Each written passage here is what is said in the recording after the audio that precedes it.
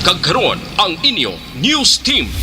Una sa balita, una sa aksyon.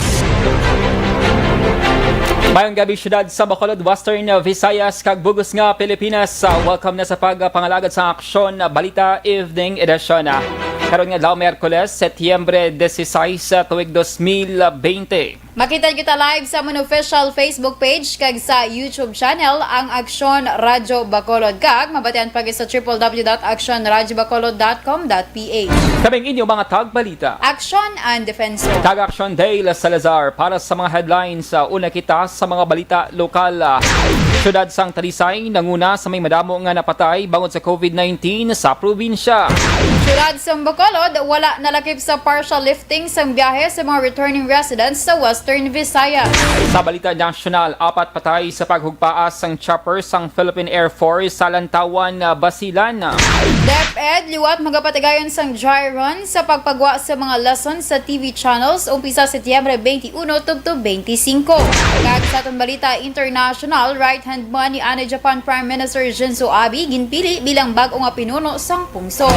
Sa sports balita, Miami Heat nakuha ang Game 1 kontra Celtics sa Eastern Conference Finals. Kag sa atong balita entertainment, Kim Kardashian nag-intra sa mga celebrities sa social media freeze batok sa pagkakamalaot. Una sa balita, una sa aksyon. Detalye sang mga balita lokal pagkatapos gid lamang sini.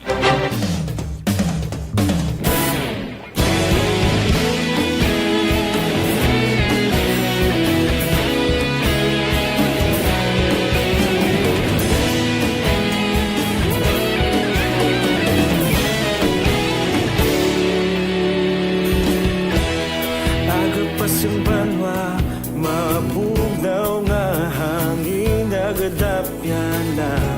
Ikaw nang ginapamatian namon ginasandigan. Tingog sang probinsya, kamatuuran ginapalap na. Minsay nga may dala, paglaom kag kasanat. Tinuig na nagligan, ikaw gihapon ang ako nga istasyon sa pagudlak sang adlaw sa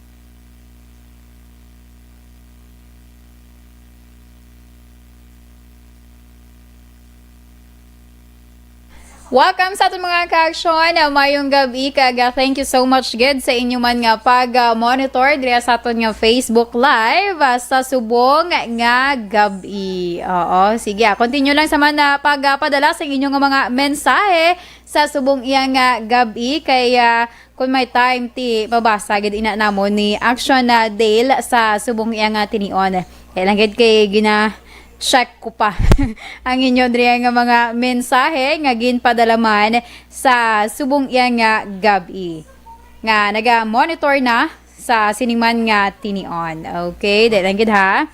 Mabudlay kay do loading pangaton nga nga internet. So sige.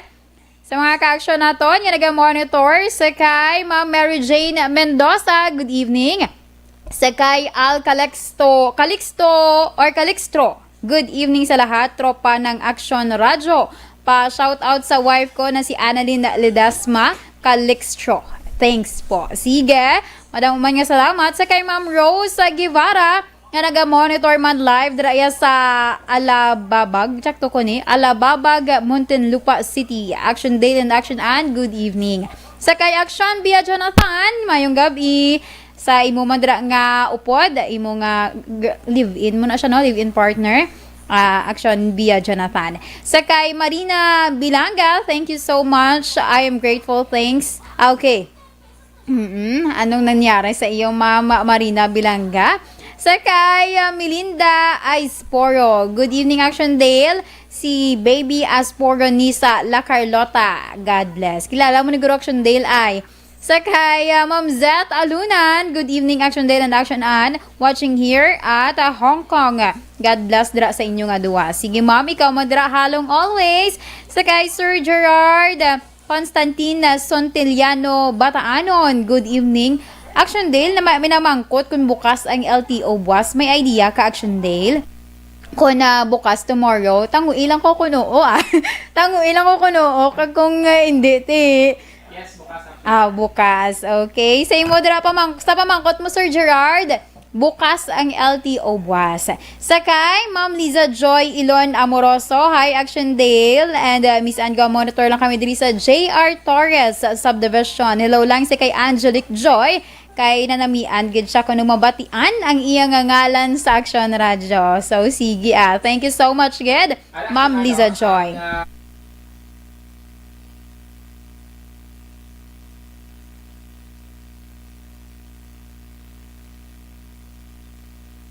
Nga bukas ng LTO Bacolod, may isang memorandum from Regional Director Tabaldo. So, saan ba ya?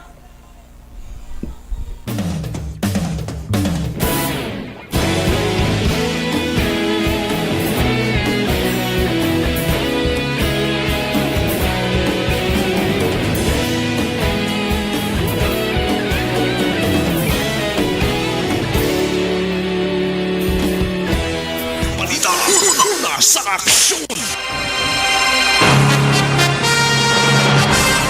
Lasay sa 11 Action Radio Philippines Standard Time kagkaroon sa detalye na sang mga balita lokal.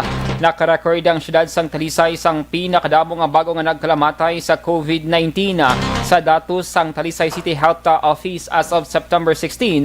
5 nagdugang sa mga napatay gani naglabot na sa kadabuon sini sa 12. Pinakadamo nga napatay ang gikan sa may barangay Zone 3 nga may 4, 2, Hermanas 3, kag pareho nga tag-isa naman sa Zone 4, 10, 12A, 14 kag 15. Naglabot naman sa 312 ang COVID-19 confirmed cases sa din pinakadamo ang gikan sa may barangay Zone 12A nga mayara sang 59. Sa 27 ka mga barangay sang syudad, duha lamang ang nagapabilin nga COVID-19 free, kag ang barangay Kabatangan kag Katilimbang. As of September 13 nga records ang Provincial Health Office, ang syudad sang Talisay mo ang nagapanguna sa mga local government units nga may pinakadamo ang kaso sang COVID-19 sa Negros Occidental.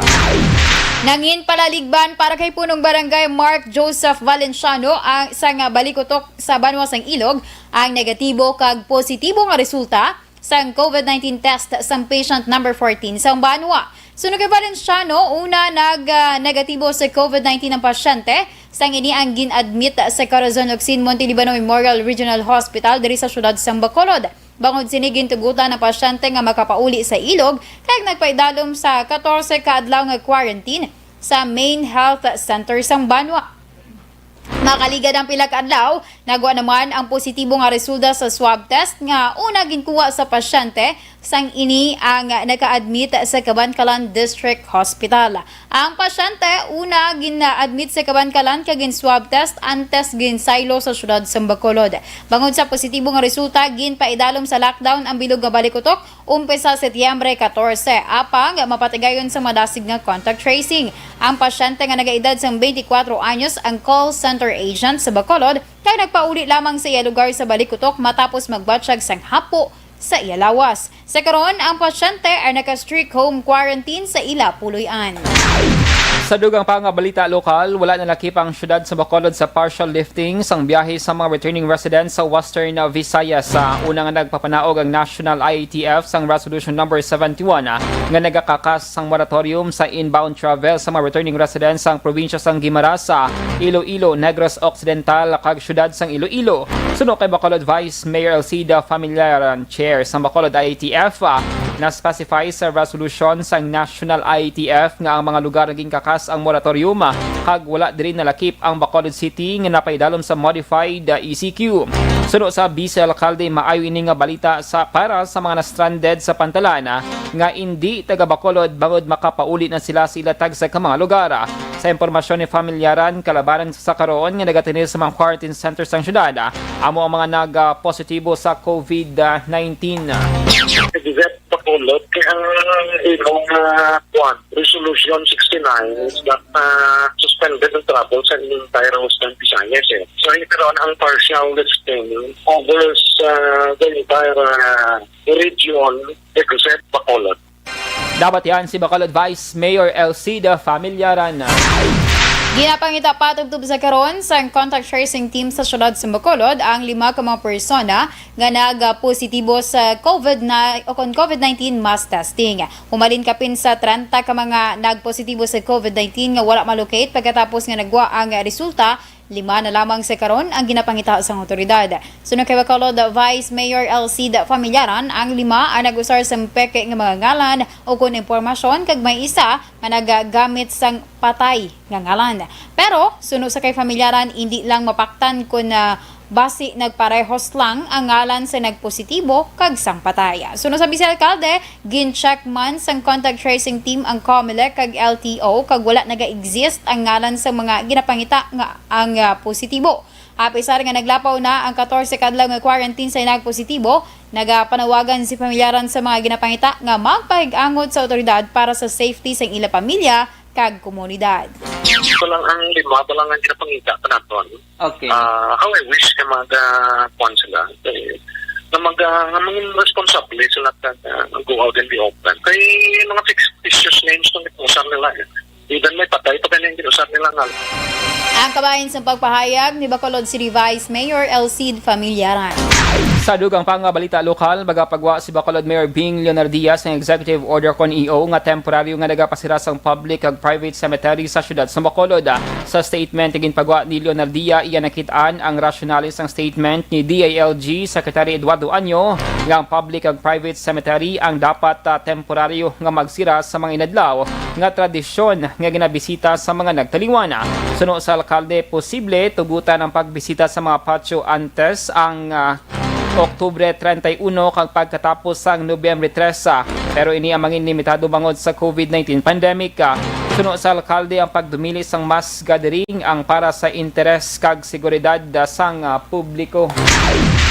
Gintala na sa DSSD Bacolod, buwas nga daw Webes ang pagpatigayon sa payout para sa third batch sa mga beneficiaryo sa second tranche sang Social Amelioration Program o KONSAP.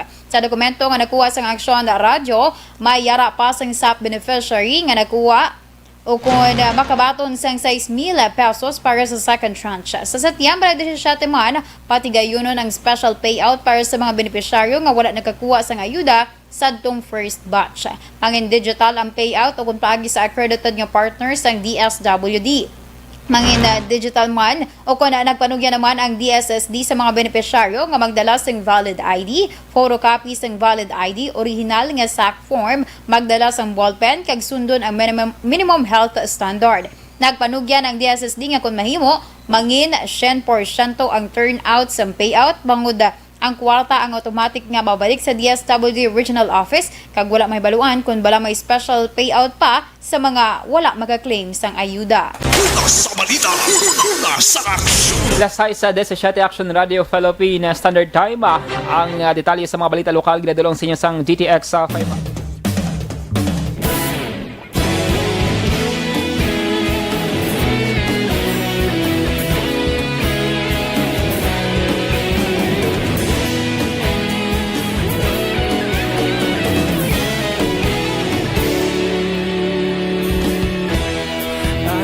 Simbanwa, mabugaw nga hangin nagadapya na.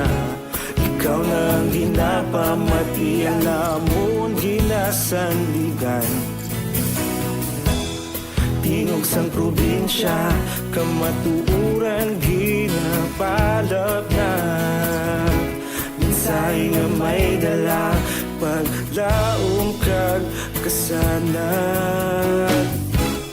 Tinuig na nagligan, ikaw gihapon ang ako nga istasyon. Sa pagbudlak sang adlaw, sa pagtuhaw sa biton. Mga balita ang dala inspirasyon. Aksyon radyo, Bacolod man sa gihapon. Patayon Aksyon radyo, Bacolod saludo sa imo.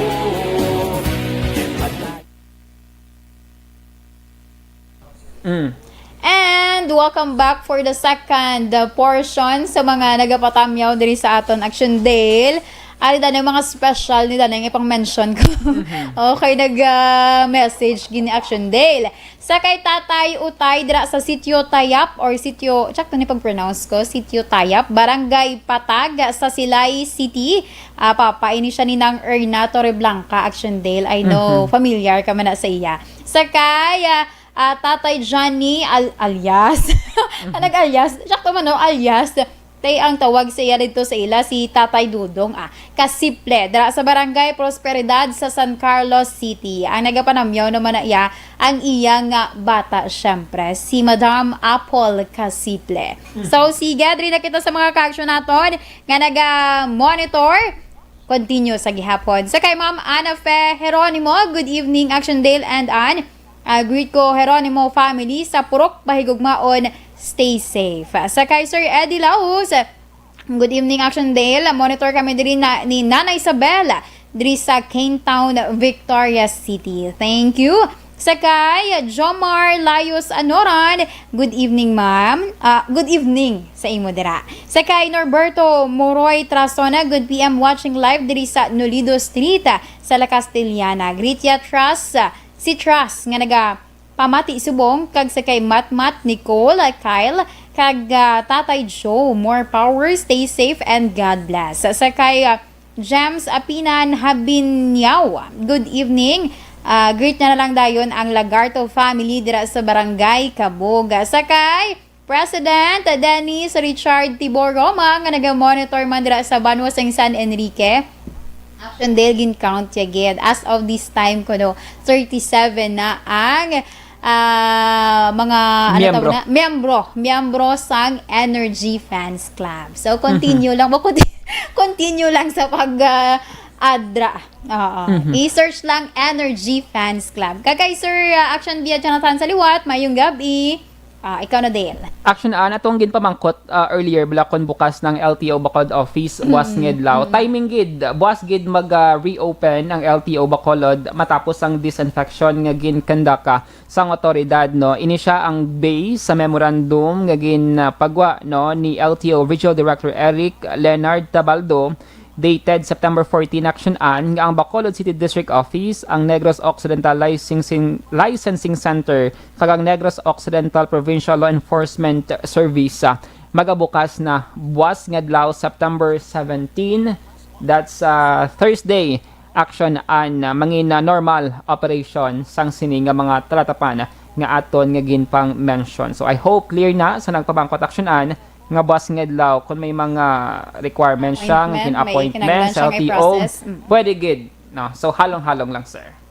So sige sa kay Ma'am Lindep Alk kag kay Merly Gonzaga nga naga-monitor sa kay Dennis ginagreet niya ang iya diri nga vice kag ang iya nga secretary nga si Rejan Tan Villalon kag si Anthony Jones sa Tabulong Havilio. Sa kay Bing Barillo, good evening man. Sa kay Ma'am Emmy Esmeralda Dolido, malagas mo pa production Dale. Sa ako nga tiya, dira sa kay tiya Lisel tig-ama. Lisel Claro. Sa Claro family kag sa Cotamora family dira sa eksakto ko, Purok San Roque, Barangay Tangoba. Sa kaya Sheila Alagos, Ma'am Sheila nagapa-check attendance lang sa Action Dale. Sa kay Sir Jonathan Samurillo, good evening man nga naga-monitor subong sa Syudad Sang Bago. Sa kay Nening, Ma'am Nening Serbo, do kilala ni siguro Action Boy ay. Hello, good evening, watch from Talisay. Stay safe, stay at home. Tsakto good ina. Sa kay Ma'am Nora Sandiga Badiles, good evening Action Dale kag Action watching here at Barangay Singkang Airport. Keep safe always. Greet dayon ang iya nga co-teacher kag kumare niya si Ma'am Madeline Makilan. Happy birthday kuno. Happy birthday dira sa imo Ma'am Madeline Makilan dira sa Barangay Singkang Airport. Check to ko. Sa kaya Lani atay na. Sige. Mabalik kita pagkatapos naman siniwa.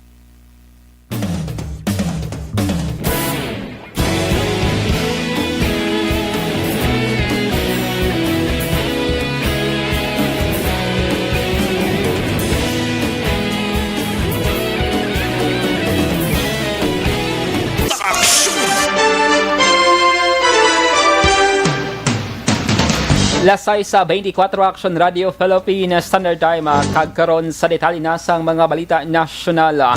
Apat ang patay matapos naghugpaas ang military helicopter sa probinsya sang Basilan bangod sa malain nga tiyempo. Sa inisyal nga report, ang aircraft sang Philippine Air Force 505th Search and Rescue Group nga may tail number nga 202 ang naghugpaas sa may barangay Upper Mangas sa may banwa sang Lantawan mga takna alas 2:30 kainasang hapon Miyerkules.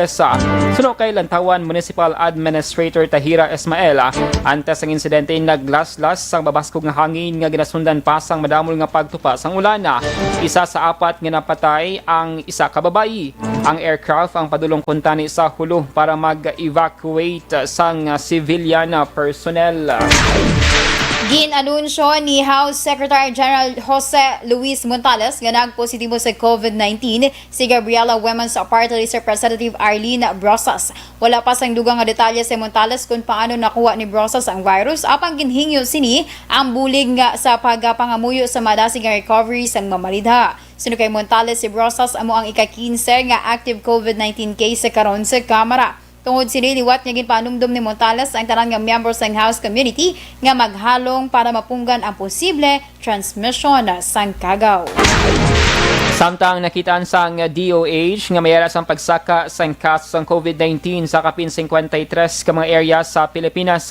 Suno kay Health Undersecretary Maria Rosario Vergeres sa online forum, kung ikumparar ang datos sa Agosto 31 tubtob September 13 sang sa Agosto 17 tubtob 30, may 53 ka mga probinsya, highly urbanized cities, independent component cities nga may percentage increase sa COVID-19 cases.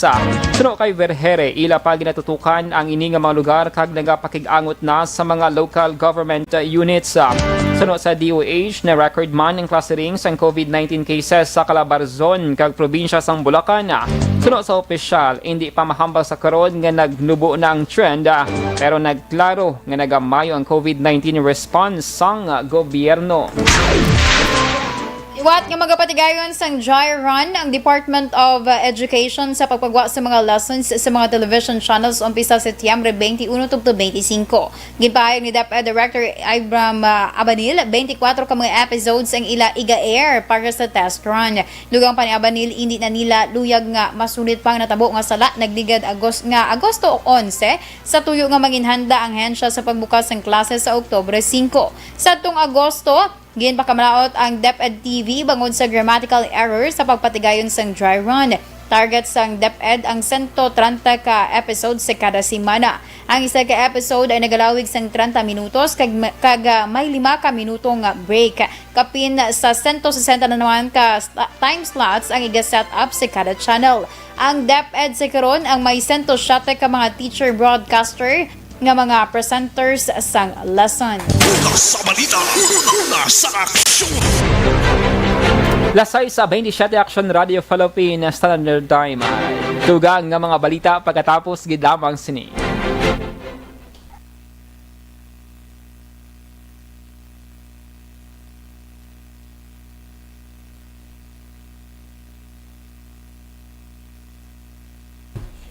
And welcome back na sa third portion, Action and final stretch sa aton sining greetings time. Subong Miyerkules ang gabi. And good evening lang kay Ma'am Rebecca D. Good evening, Action Radio. Happy birthday lang da kay Jace. Salamat, greetings from Jessie D. No, araman si Ma'am Jocelyn Arisivita Olak. Good evening, Action Radio. Salamat, Gid. Sa kay Anthony Jones sa Havilio, Anthony Jones sa Tabulong Havilio, nga nag-monitor na subong nga gabi. Sa kay Sir Alex Puentes, mayong gabi, kag happy Wednesday dira sa imo. Be safe, kag halong. Sa kay Undalok, ka-very baliskad sa iya nga ngalan. Undalok nan Ferres Mundo Undalok. Good evening ka Aksyon. Greet ko sa Richmond Commission nga nagalantaw sa inyo subong live. Salamat. Sige, thank you so much. Sa kay Ma'am Rebecca D. Good evening Action Radio. Happy birthday lang sa okay nagpag-greet ini Action Dale. Sa Action Eric, naga-monitor subong nga gabi. Action Eric, thank you so much. Sige, ka naman Action Dale. Meron pa bilin. Ikaw naman da. Aha. So sa 76 natin nga mga Facebook Live viewers sa liwata, gina-invite natin na aksyon na ana ining 76 or 77 and counting nga i-search ang Energy Funds Club para ini sa mga avid listeners ng Aksyon Radio Bacolod para sa Anli Tamyaw, Anli greetings kag pila pa dira nga mga activities sa ulihi sang Energy Funds Club Action An. I-search lang sa Facebook, that's Energy Funds Club para maka-interact man no, ang mga teens, Action Radio Bacolod teens, Yes. kaiban pa nga mga personnel sang station sa mga nagasuporta no, sa Action Radio Bacolod.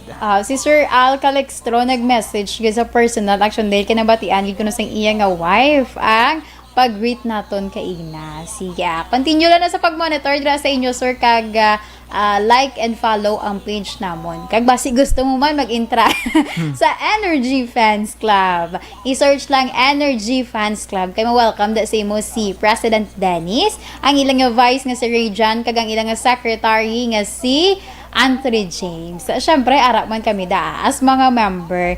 So, sige, sa mga ka-action naton, continue man sa pagpadala sa inyo iya nga mga mensahe. Sa kay Lani Mitokwa. Good evening, Action Dale and Action Anna. Sige, sa kay Dennis, continue lang da sa pangdalahig. Pangbatunan na datanan ng mga nagapa-adra sa imo kay para magdamo ang aton nga community. Community. Sakto, man to Action Day. Ikaw naman na danay.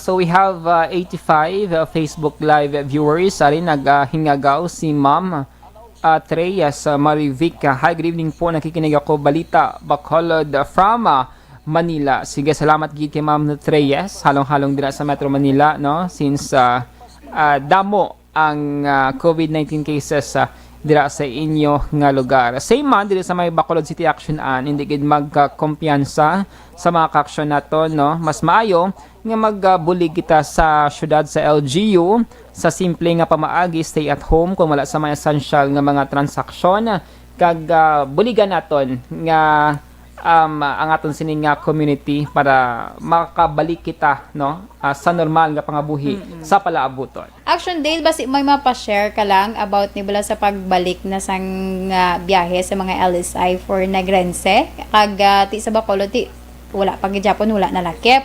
Kaya ang mga ka-action naton may ari na diri nga mga naga-monitor kag nagabantay man kung saan magbalik ang biyahe kay ti may mga paryente, mga kapartidusan man sila nga maybe na stranded dito sa Manila, sa Cebu, or even sa Iloilo.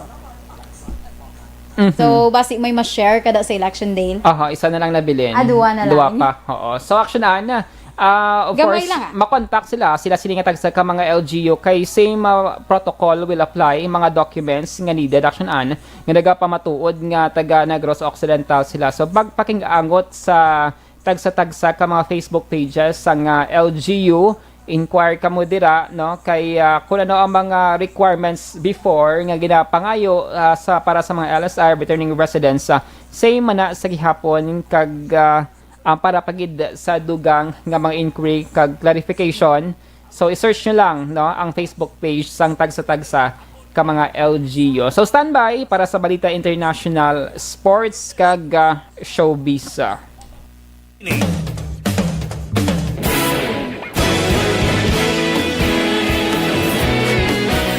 Naghakot sang pagpasidungog ang mga katapo programa kag drama sang DYEZ Aksyon Radio Bacolod sa Tingog kag Handurawan Awards 2020 sang KBP Negros Occidental Chapter. Ladies and gentlemen, our icon of radio in Negros Occidental this year goes to Eduardo de la Fuente.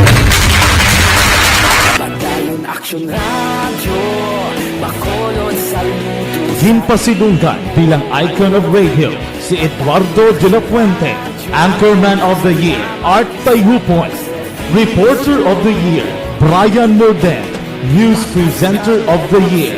Una sa aksyon! Back Sa detalye sa atong balita international, ginpili bilang bagong Prime Minister sa Japan si Yoshihide Suga nga ginakabig karon bilang bago nga leader sa sulod sa malapit sa 8 ka tuig sa iya nga ginahanda ang continuity cabinet nga ginapaabot magatipon sa malapit katunga sa predecessor lineup ni anay Prime Minister Shinzo Abe. Si Suga nga nagaedad 71 anyos ang malawig nga naging right hand man ni Abe ang nagpanumpa nga ipadayon ang mga programa sa anay Prime Minister, lakip na ang iyang Abenomic economic strategy kag ipatuman ang structural reforms dala na ang deregulation kag streamlining bureaucracy. Madumduman, si Abe ang nag-resign bangod sa problema sa iya ikaayong lawas. Sa balita, nasa aksyon! Sa sports, balita, nakuha sang Miami Heat in Game 1 sang Eastern Conference Finals kontra Boston Celtics sa overtime scoring 117-114. Nanguna sa Heat, Sunday Goran Dragic may 29 points kag Jimmy Butler nga may 20 points. Wala naman sang may nahimo ang 30 points kag 14 rebounds ni Jason Tatum para sa Celtics. Samtang ginlutos naman sang Denver Nuggets sang Los Angeles Clippers sa 104-89 score sang Game 7 sang Western Conference semifinals.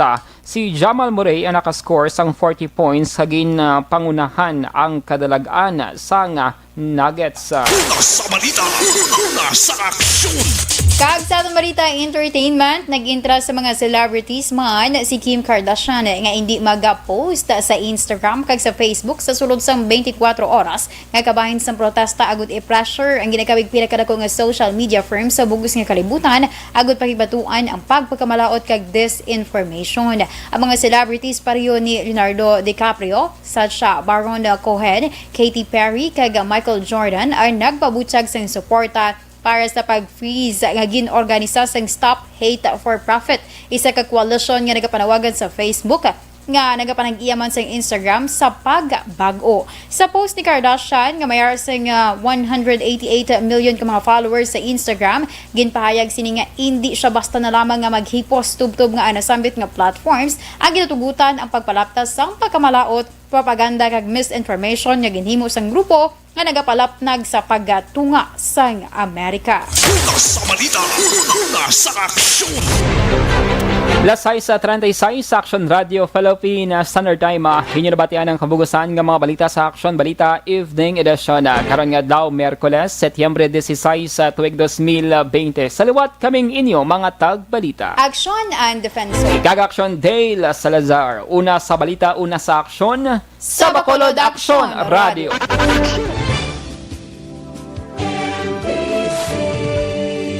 Manila Broadcasting Company. Sa balita, komentaryo, issue, serbisyo publiko.